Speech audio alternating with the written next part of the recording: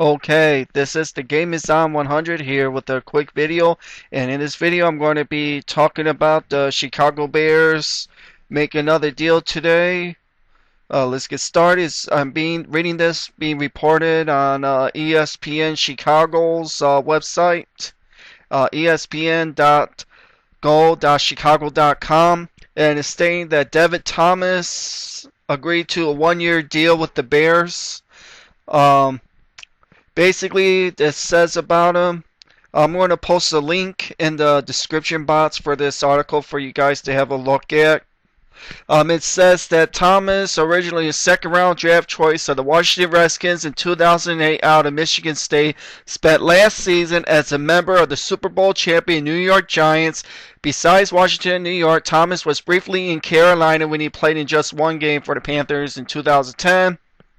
The wideout has made biggest impact in the NFL on special teams. He recovered two key fumbles for New York in last season's NFC Championship game versus the San Francisco 49ers. Thomas has 43 career receptions for 482 yards and 3 touchdowns.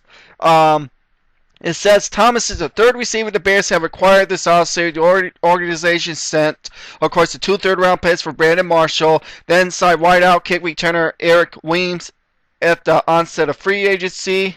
At the very least, the Bears need to fill 2 spots at wide receiver heading into 2012. Sam Hurd was released after drug arrest charges, and Johnny Knotts is on a low road recovery. He's going to be put on a physically unable to perform list.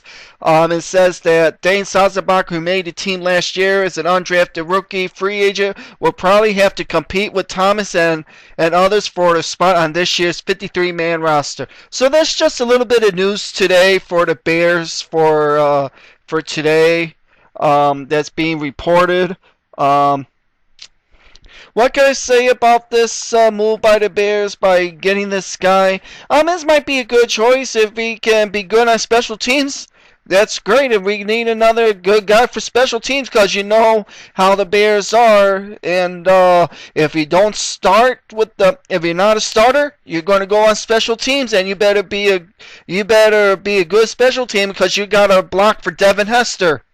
That's what the coaches expect you to do. If you don't don't start, then you're going to be doing special teams.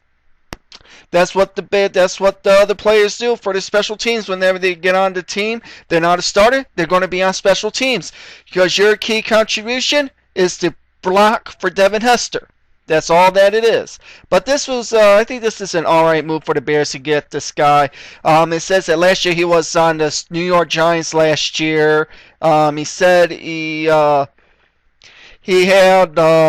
he recovered 2 key fumbles for New York last season's NFC Championship game against the San Francisco 49ers. So he's probably going to be basically how it's being shaped up for the Bears. For the wide receiver, it's going to be Brandon Marshall, number 1. Earl Bennett's going to be a 2 or a 3.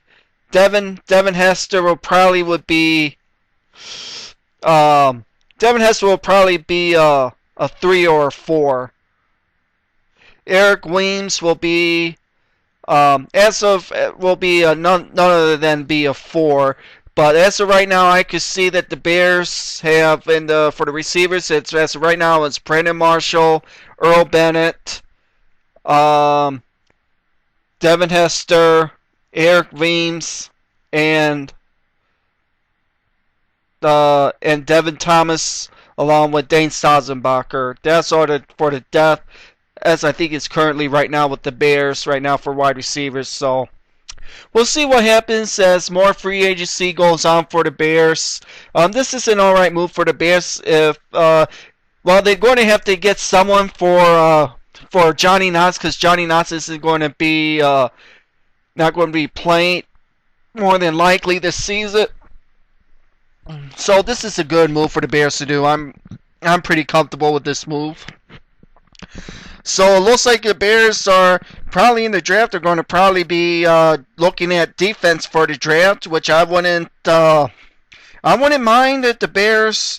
I wouldn't be surprised if, like I said, the Bears with two two defensive players in the first two picks of their draft.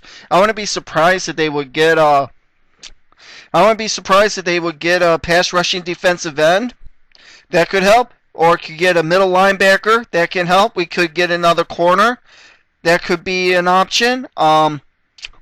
Either for the first two picks, I would go a defensive end and a linebacker, a middle linebacker, because we got to get a middle linebacker for the future for Brian Urlacher, because we got to have someone to substitute for Urlacher, and if Urlacher is this is going to be his last season with the Bears. This is last year of his contract, and we'll see what happens with Brian Urlacher. But if someone has to replace Brian Urlacher in the future, we need to have a middle linebacker of the future.